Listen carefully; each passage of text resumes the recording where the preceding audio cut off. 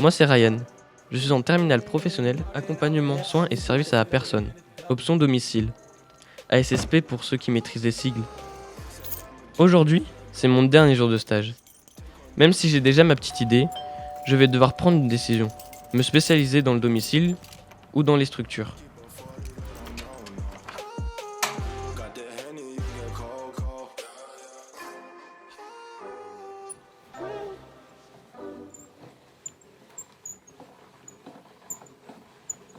On a de la chance aujourd'hui, il fait beau. Hein. Ah, ça fait plaisir.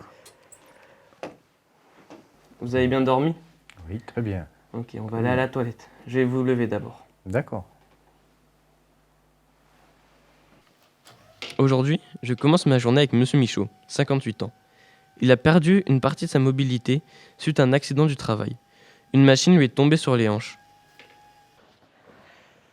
Vous allez vous lever en regardant bien droit devant vous. Vous mettez d'abord les jambes vers le sol et avec les poings, vous vous redressez. Voilà. Ça va? La tête ne tombe pas? Ça va. Ok. Vous allez prendre mes avant-bras Oui. et pousser très très fort avec vos jambes. Voilà. Je vous prends sur le côté et on y va.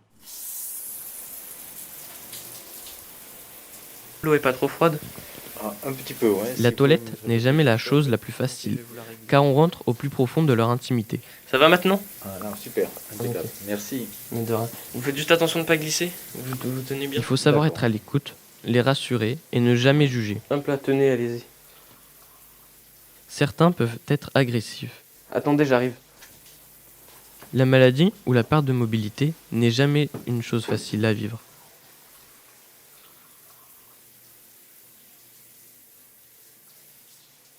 Qu'est-ce qu'on a comme article intéressant?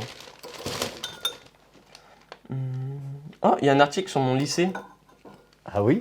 Oui. Parfois, il suffit juste d'écouter et de parler avec eux. La parole fait énormément de bien. Parfois, je suis le seul interlocuteur qu'ils voient. Bon, il est bon vos petits déjeuners? Très bien. Ah ouais, super bon.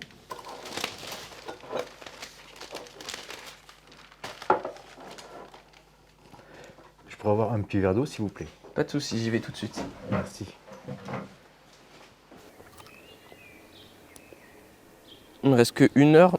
Après, je vais aller chez Madame Viviane. Heureusement que j'ai que 2 personnes aujourd'hui parce que sinon, ça va être très dur parce que ça peut monter jusqu'à 5 personnes et que c'est dommage parce qu'on peut pas passer beaucoup de temps avec.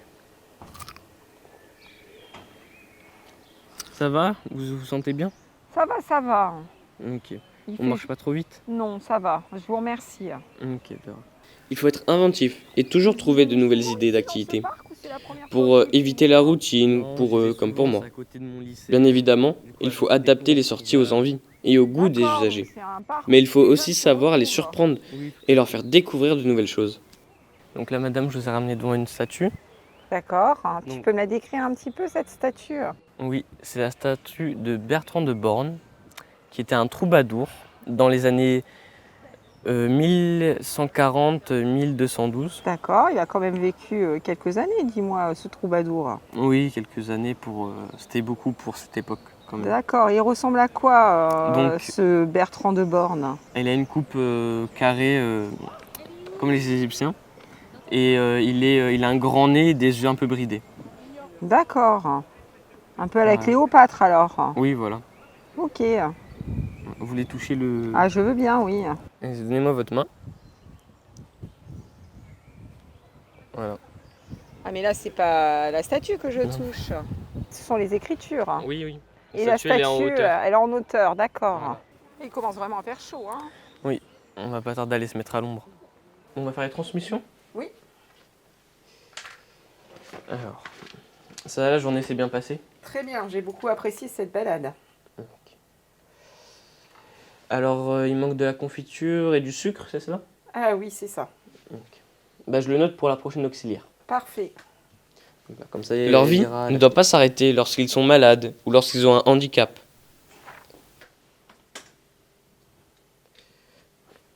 Bon bah merci beaucoup. Merci Au à revoir. vous, Ryan. À bientôt. À bientôt. Je vous serre la main. Pardon. Au Merci. revoir. Au Bon revoir. retour au lycée. Merci beaucoup. Au revoir. Au revoir. N'oubliez pas de fermer la porte derrière vous. Oui, vous inquiétez pas. Merci beaucoup.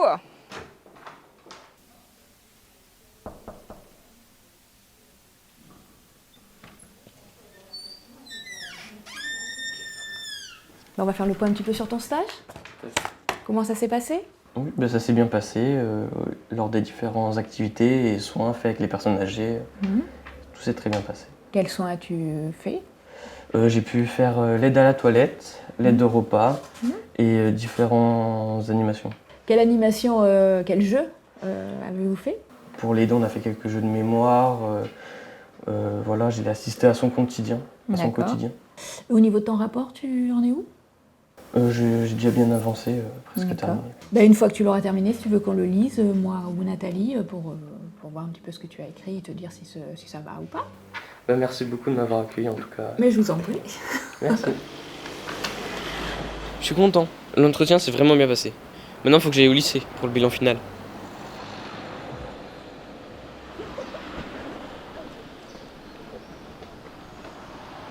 Alors, Ryan, on est là pour faire le bilan de ton stage. Donc, comment ça s'est passé? C'est bien passé. Je trouve que le relationnel avec la personne âgée s'est bien passé. Les soins aussi, ça a été pas trop difficile.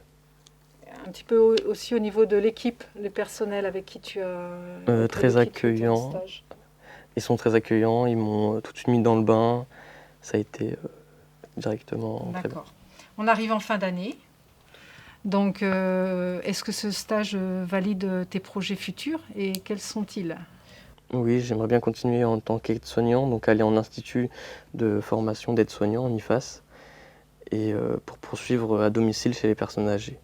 Donc, tu connais un petit peu les conditions d'entrée, tu t'es renseigné? Oui. Tu sais que du coup, je te le rappelle, grâce au bac pro à SSP, tu vas valider 5 modules sur 8, si tu valides ton baccalauréat, bien sûr. Et il te restera quand même un courrier de motivation. Donc là, il faudra bien travailler sur tes arguments, si tu as besoin de conseils, d'un retour un petit peu concernant ce courrier. Voilà. Puis je te souhaite bonne continuation. Merci beaucoup.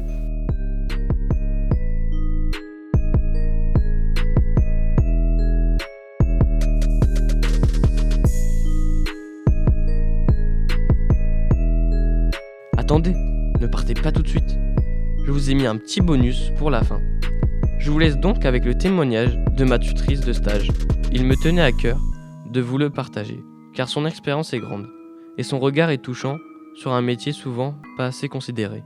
Donc aujourd'hui, je suis là pour vous parler de mon métier d'auxiliaire de vie, que j'aime passionnément. Je suis auxiliaire depuis 15 ans. J'étais secrétaire comptable avant et à un moment donné dans ma vie, je me suis dit j'ai envie de faire autre chose. Et pour moi, aider les autres, c'était primordial. Et j'ai choisi l'aide à domicile. Le domicile, c'est quelque chose où les relations avec les personnes sont privilégiées. On prend le temps de prendre le temps. Alors je m'occupe de personnes âgées, je m'occupe également de personnes jeunes atteintes de pathologies différentes, des troubles psychiatriques. Je m'occupe aussi des personnes qui sont atteintes de cancer, pour les aider, pour les soutenir tout au long de la vie. Notre métier n'est pas uniquement réservé à de l'aide à la toilette pour des personnes âgées. On s'occupe aussi de personnes, à un moment donné dans leur vie, on rencontre la maladie.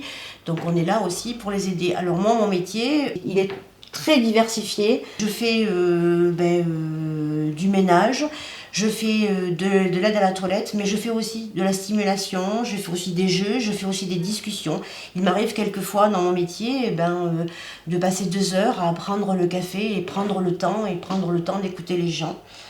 J'aime passionnément mon travail parce que j'ai fait un très bel accompagnement de fin de vie, un projet de fin de vie, avec une personne qui avait le même âge que moi. J'ai été là jusqu'à son dernier souffle et c'est ce qui m'a permis d'aimer mon travail et de comprendre quelle était notre utilité, de créer des liens, et j'ai été là jusqu'à la fin. Et quand il est parti, ça a été très difficile, mais j'ai eu la sensation d'avoir accompli mon travail. As-tu le sentiment d'être seule dans ton travail ?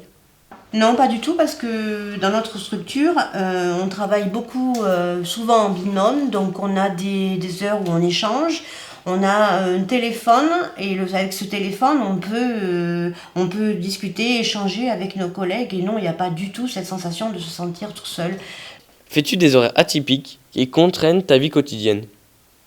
La structure dans laquelle je travaille, Périgord Famille, nos horaires ne sont quand même pas trop difficiles. C'est vrai que on travaille quelquefois le soir tard pour les coucher, le lever évidemment le matin, mais c'est pas avant 8h et le soir généralement c'est pas au-delà de 20h. Je pense qu'il y a une prise en compte des difficultés de notre métier. Il y a des choses qui bougent, il y a des choses qui changent et on pense un petit peu maintenant à réfléchir aux conditions de travail des personnes qui travaillent à domicile. Peux-tu nous parler des changements récents quant à la rémunération des auxiliaires de vie? Alors, depuis peu, je ne sais pas si on en a conscience, mais la branche d'aide à domicile, il y a un avenant qui s'appelle l'avenant 43. Et les auxiliaires de vie sont enfin mieux rémunérés. Quelles sont pour toi les qualités d'un bon ou d'une bonne auxiliaire de vie?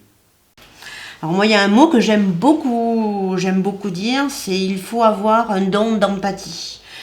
L'empathie, c'est écouter, avoir de la bienveillance avec les personnes, mais il faut que ça reste professionnel, il faut que ça reste dans un cadre professionnel. Et quand notre travail est terminé, on n'emmène pas avec soi les difficultés des personnes à domicile.